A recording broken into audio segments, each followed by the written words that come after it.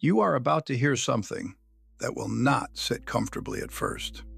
It may even feel like an accusation, but stay with it, because this single idea might explain a pattern you have been living inside for years without ever naming it. The idea is this: earning more money can actually make you poorer. Not poorer in the obvious way, not poorer because you lost a job or made a terrible investment, but poorer in the way that matters most. Poorer in the gap between what you earn and what you keep. Poorer in the distance between where you are and where you thought you would be by now. And the strangest part? The harder you work, the more promotions you earn, the more raises you collect, the wider that gap can become. Now, before we go any further, this video was created with the assistance of AI tools as part of the research and writing process, and nothing in it should be taken as direct financial advice.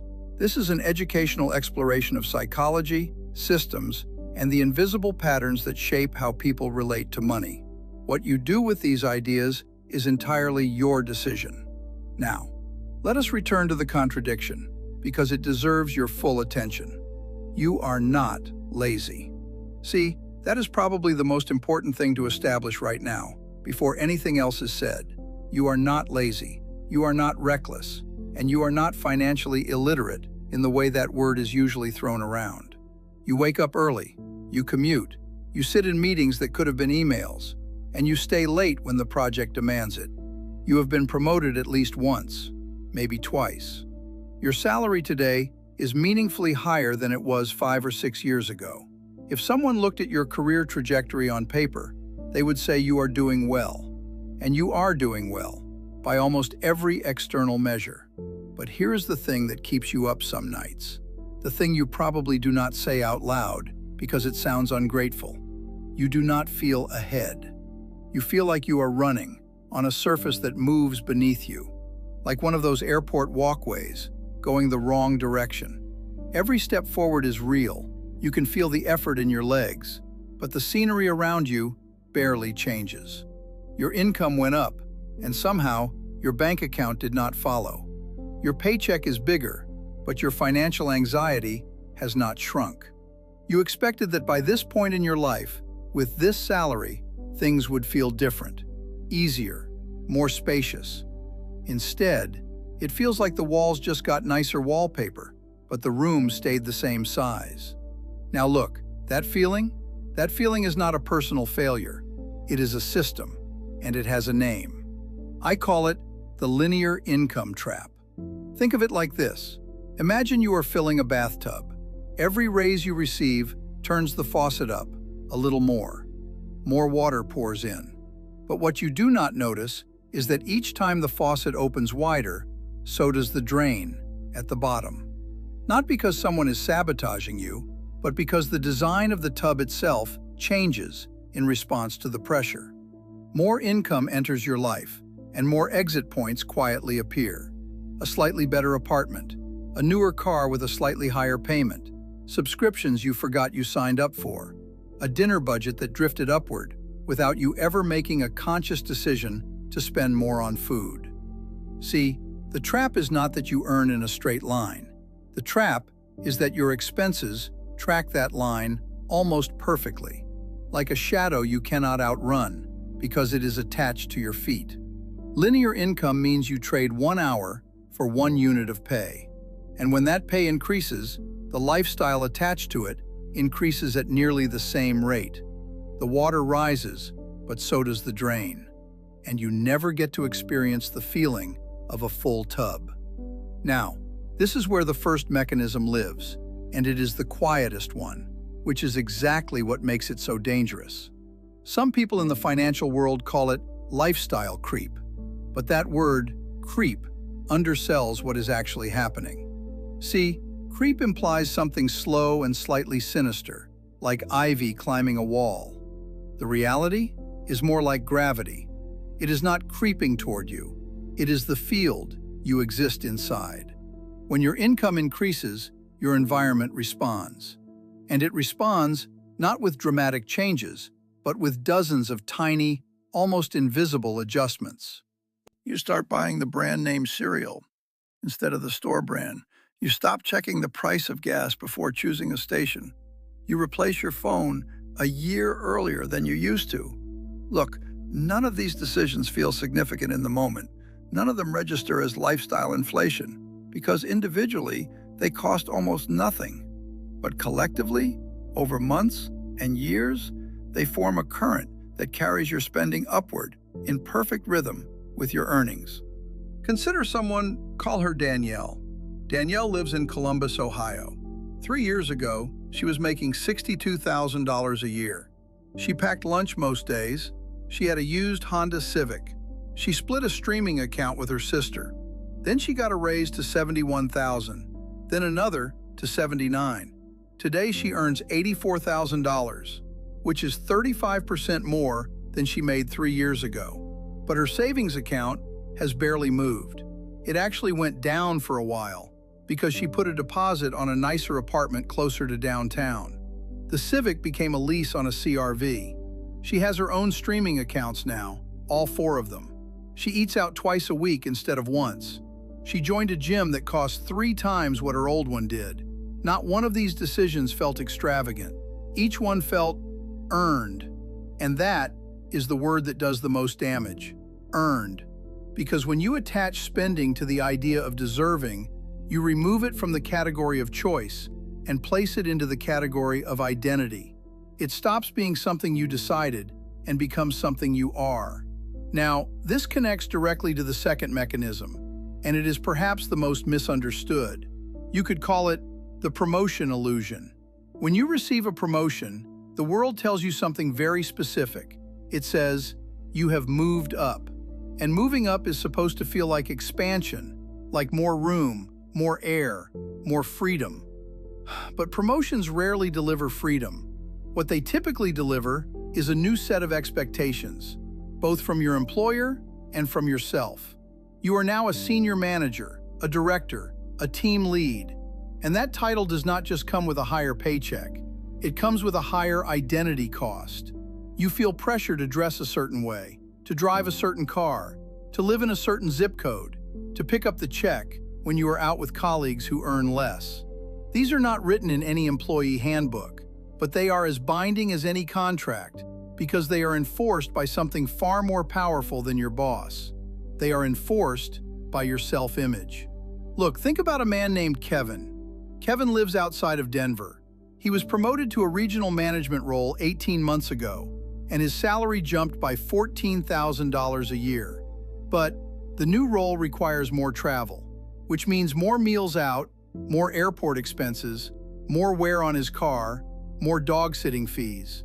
He bought new luggage because his old bag felt embarrassing in business class overhead bins. He upgraded his phone plan for international coverage he uses maybe twice a year. He started wearing better shoes because he noticed what the other managers wore. Now, if you add up the incremental annual cost of being Kevin, the regional manager, versus Kevin, the senior analyst, it is remarkably close to $14,000. The promotion paid for itself in the most ironic and devastating sense of that phrase. He works harder. He is away from home more. His stress is measurably higher. And his net financial position is almost exactly where it was before. The title changed, the spreadsheet did not. See, this is where you have to zoom out. Understand the third mechanism, because it is the one that separates people who build wealth from people who merely earn income. The distinction is between income growth and asset growth, and it is not a small distinction. It is a completely different physics. Income growth is linear. You work, you get paid. You work more or better, you get paid more. But there is always a ceiling because there are only so many hours in a day and only so much your employer or clients will pay for each one. Asset growth, by contrast, operates on a different principle entirely. Assets, whether they are investments, equity, intellectual property, or ownership stakes, have the ability to grow independently of your time. They compound. They work while you sleep. They do not require you to wake up early and commute. Now, This is not advice to go buy any particular asset. This is a description of how two different systems behave. One is a treadmill. The other is a river. One requires your constant effort to maintain speed. The other carries things forward through its own momentum. Look, the educational principle here, one that appears across nearly every school of long-term investing philosophy, is simple. Wealth is not what you earn. Wealth is what you do not spend, redirected into things that grow without your hourly involvement. The tragedy of the linear income trap is not that people fail to earn. It is that they convert every dollar of increased earning into increased living, leaving nothing to enter the second system. They stay on the treadmill, running faster, sweating more, and wondering why the room looks the same. Now, the fourth mechanism is perhaps the most human, and therefore the hardest to see clearly. You could call it the comfort ceiling. Here is how it works. Every person has an unconscious set point for how much financial discomfort they are willing to tolerate. When you earn below that set point, you feel pressure, anxiety, motivation to earn more. But when your income rises and you begin to exceed that set point, something strange happens. Instead of allowing the surplus to accumulate, you unconsciously expand your lifestyle until the pressure returns to its familiar level. It is as if your financial thermostat is set to a specific temperature of mild stress, and every time the room gets cooler, meaning more comfortable, meaning more surplus, you open a window. You do not open the window on purpose. You do not even realize the window exists, but you find it every single time. This is why a person earning $50,000 and a person earning $120,000 can describe their financial stress in almost identical language. It is not because the numbers are the same. It is because the thermostat is the same. The setting was installed years ago, maybe in childhood, maybe in your first job, maybe in the way your parents talked about money or avoided talking about it entirely. And until that setting is examined, no amount of income will change the temperature of the room. Picture a couple, Marcus and Tanya, living outside of Atlanta. Combined, they earn $168,000 a year. By almost any standard, this is a strong household income.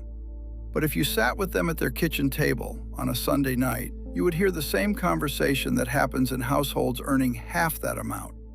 Where did it all go? Why does it feel so tight? Why are we still choosing between saving for a vacation and catching up on the credit card?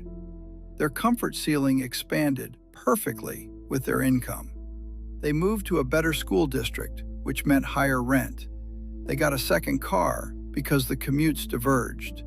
They enrolled their daughter in travel soccer, which quietly became a $4,000 a year commitment. They are not living lavishly. They are living inside their identity. And their identity was shaped by a system that says, your life should look like your paycheck. Now, here is the turning point, and it is not a financial one. It is a psychological one. The real problem was never your income. It was the invisible link between your income, your identity, and your spending. Those three things are wired together so tightly in most people that they function as a single circuit. More income triggers a new identity triggers new spending, and new spending absorbs the income. The loop closes, the surplus vanishes, and you start the next year at the same altitude, just with more expensive shoes. Look, breaking this loop does not require earning less. It does not require living in deprivation. It requires something far more subtle, but far more powerful. It requires separating who you are from what you spend. It requires building an identity that is not funded by your paycheck, but is rooted in something your paycheck cannot touch: your values, your clarity, your understanding of what a financial life is actually for. Now, this is not about guilt. This is not about shame. You have done nothing wrong. You responded rationally. to a system that was designed to capture your surplus. Every advertisement you have ever seen, every social media post from a friend who just bought a house, every well-meaning comment from a relative about how you deserve to treat yourself, all of it is part of the architecture of the trap. You did not build it, you just lived inside it. But now you can see it. And seeing it is not a small thing. Seeing it is nearly everything. Because the linear income trap only works in the dark. It only works when you believe that the next raise will be the one that fixes things. It only works when you confuse earning with keeping, when you confuse spending with living, when you confuse comfort with progress. Once you see the system for what it is, the spell does not break all at once, but it does begin to crack. And through those cracks, something different becomes possible. Not a life of restriction, a life of intention. A life where your income serves your future instead of just decorating your present. You are not bad with money. You were never bad with money. You were operating inside a system that was perfectly designed to make sure your money never stayed long enough to change your life. The trap was never the size of your paycheck. The trap was the belief that a bigger paycheck was the answer.